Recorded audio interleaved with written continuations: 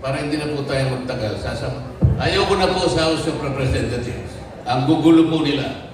Kaya kung wala kayo magsasalita, meron 3 taong manggugulo sa akin. Kilala naman ninyo eh. Kilala nyo, 3 lang yun. Yung isa dating kasapi ng NPA. Yung isa bulang propeta. Yung isa artistang hindi pa sumigat na laos na. Masikat pa si Kuya Will.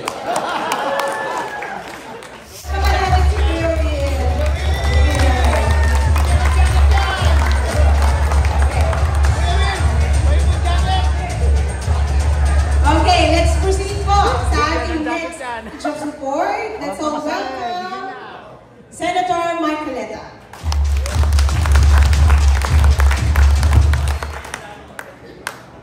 Talagang kailangan po nating pasalamatan si Gov. Chavit. Kasi po, kaya ako napunta rito, siya pa po ang personal na tumawag sa akin. Ganyan po siya talaga. Pwede naman ang tumawag sa akin, stop lang. Pwede naman ganyan. Pero siya pa po talaga. Sabi niya, dumiretso ka na sa clubhouse sapagkat marami ang darating. At doon na tayo magkita-kita. Mabuti naman po, nakita ko si Kaobet, si Kalanto, si Kaboy.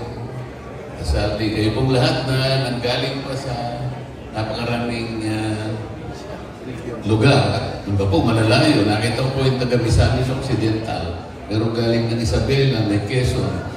Talagang nagsikap po kayong pumunta rito para magkadaupang palang po tayo. Inaasahan po namin na yung binabalak po ni Gov. Singson sa pamamagitan po namin na gusto niyang tulungan ay magaganap po. At ako po naman ay natutuwa, isa po ako sa kanyang inasahan na maaaring makatulong po sa napakaraming problema po ng inyong sektor. Ano po?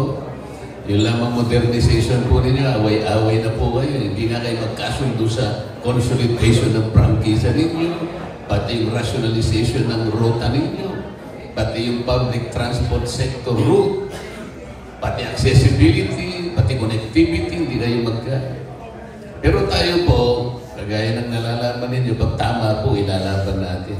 At marami na pong beses tayo nakipaglaban. Kahit ako na lamang po mag-isa, lumalaban tayo.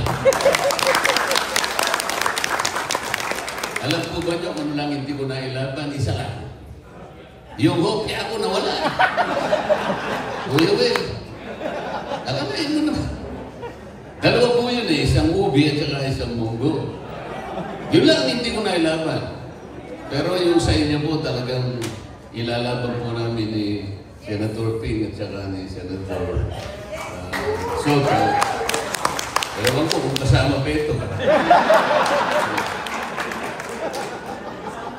Alam po ninyo, malimit natin sinasabi, Gov. Chavit, isang salita. Napakalalim po nun ako, sa dami na po ng nangyari sa buhay ko itong mga nakakarang araw. Talagang parang nagugustuhan ko na pong kasama yung sa Pungiro. Alam po siya kung bakit. Ayoko pong i-promote yung sabong ha. Dahil hindi po ako sa Pungiro at bawal po sa amin yun. Baka matiwalag ako. Pero ba't ko po si Manong Chavit sa Pungiro yan? Isa pang barkada ko po, yung asawa ni Senador Miriam Santiago. Si John Santiago, barkada ko sa Pungiro po yan. Yung gobernador po ng Rizal, si Itoy Nares sa Pungiro po yan. Napakarami, ayoko na po sabihin ng iba. At bakit ko po sinasabi ito? Meron po silang isang katangian.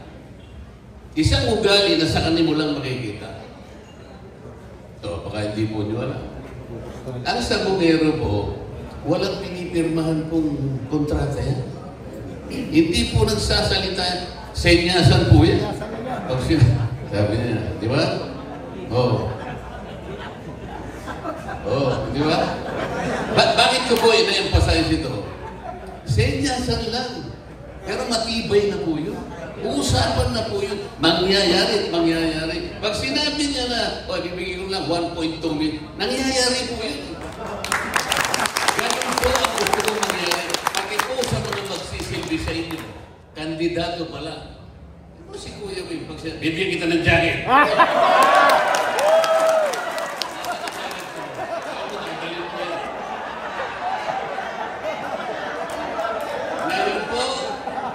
ngayon po, nakasulat na nga, hindi pa ginagawa. Nasa batas na nga. Kung minsan nasa batas, nakataga sa bato, pero kung minsan yung batas po kailangan po ayusin na kasi po bulok na yung jeep, yung batas nandun pa rin. Kailangan ba 4136? Diba? Yun po yung problema. Pero, para hindi na po tayo magtagal, ayaw ko na po sa House of Representatives. Ang gugulo po nila. Kaya kung lang kayo magsasalita, meron 3 taong manggugulo sa akin. Kilala naman ninyo Kilala nyo, 3 lang yun. Yung isa dating kasapi ng NPA. Yung isa mula ang propeta. Yung isa artistang hindi pa sumigat na laos na. Masikat kasi kuya yun. So ganun po tayo, isang salita at lalaban po tayo. Salamat po sa inyo lahat. Araw-araw gamot, pamatrikula, kinabukasan, edukasyon, lahat ng ito nadinig ng aking tenga for 27 years. Sa Wawawi, sa Channel 2, Will to Win sa TV5, bumalik ako ng GMA, Wawawin, tapos ito, nasa Will to Win ako sa TV5. Kung mapapansin nyo, para akong sa OFW. Napapabiyahin ko sa iba-ibang lugar, Channel 2, Channel 5, Channel 7, at ngayon ko nasa Channel 5. Kung masama akong tao, hindi ko ako pupuhanin ng mga istasyon na yan. Una sa lahat, nakikinig ang tenga ko, nakikiramdam ang puso ko, sa ano bang mga nararamdaman na mahirap? Diyan ako nanggaling.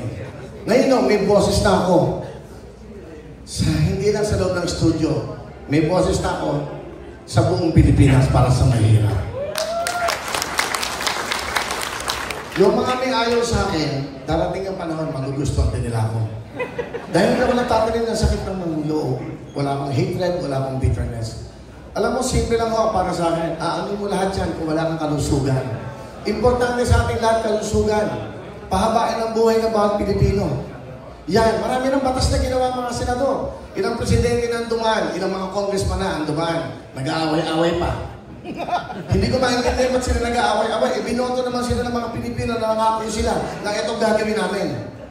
Pag hindi tayo nagkaisa, wala na. Hindi na-assess yung buhay natin. Sa studio namin, ang studio ng Ibulaga for 50 years, studio ng Wawawin, masaya ang tao, walang away. Sana ganyan na maging maganda. Ako ayokong gawin tawagin ako isang politiko. Gusto ko maging isang public servant. Ano ba yung public servant? Walang bahid huyan ng korupsyon. Sabi nila, tinitira ako, walang alam yan, hindi marunong ang English yan, walang alam sa batas yan. Tama sila. Wala akong alam na mag-isa ng kapwa. Wala akong alam na mag-angkabyado ng kapwa Pilipino. At wala akong alam na magnakaw sa gobyerno. I think yun ang pinaka-importante. Ang dami nyo ng binotong magagaling. Cum laude, number 1, top notcher. Pero ano ba nangyari? Puro kayo reklamo. Nabago ba ang buhay nyo? Nabago ba ang buhay na mahirap? Simple lang ang gagawin ko.